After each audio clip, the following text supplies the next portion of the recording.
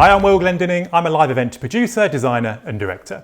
And I'd like to talk about something that hardly ever gets discussed, but has a far bigger impact on a live event or on an exhibition or on a pavilion than almost anything else. It's something I call the tipping point. The tipping point is the few seconds or maybe few minutes after a live event, exhibition or pavilion tips from being unspoken about or largely theoretical to something that needs consideration.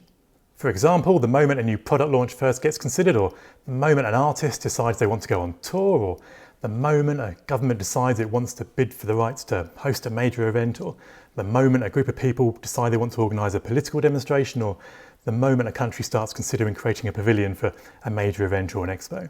Typically, the decisions that get made in the seconds, and I mean literally seconds, the moments after this tipping point, set an event or an exhibition or a pavilion down a path that becomes almost irreversible, irrespective of whether it's actually the best path forwards. And quite often, it isn't the best path. Not through anyone's fault as such, but unlike other disciplines or sectors, architecture, law, medicine or many others, there are no core principles or common ground widely understood when it comes to live events. If I asked 100 people how they'd go about getting a building designed and developed and delivered once they knew they wanted one at the tipping point, I'd get 100 similar answers. If I asked 100 people how they go about getting an event or an exhibition or a pavilion designed, built and delivered after they knew they wanted one at the tipping point, I'd get 100 different answers. People generally know they need a doctor if they're ill, or a cook if they're hungry, or a lawyer for legal advice, or an architect if they need a building designed, yet when it comes to live events, most people either do what they've always done, rely on hearsay, or invent their own processes. Results will of course vary. There's just no common understanding or accepted path forwards, which makes the tipping point the most critical, the riskiest, and potentially the most costliest part of the entire live event life cycle. You need, however briefly, the relevant content and contextual experience on hand to guide that idea at the tipping point and set it on the right path.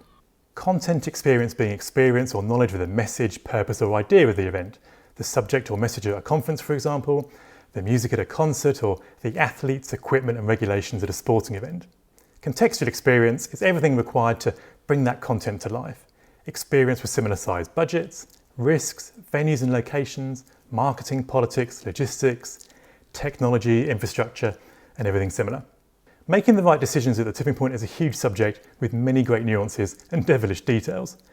But in brief, keep everything as open and flexible as possible at the tipping point.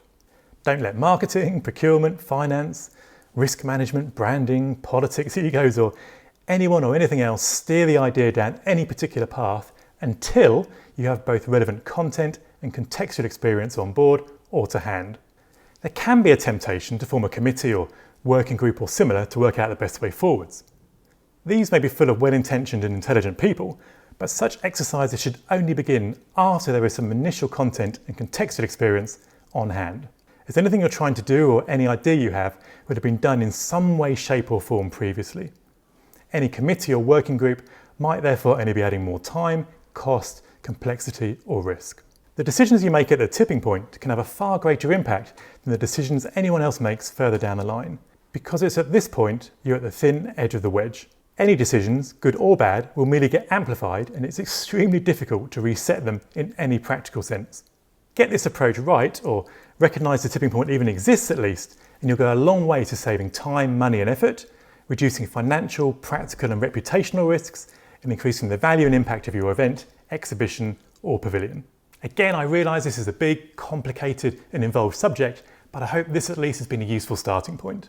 Any questions? Just let me know. Thanks for your time, and I'll speak to you again soon.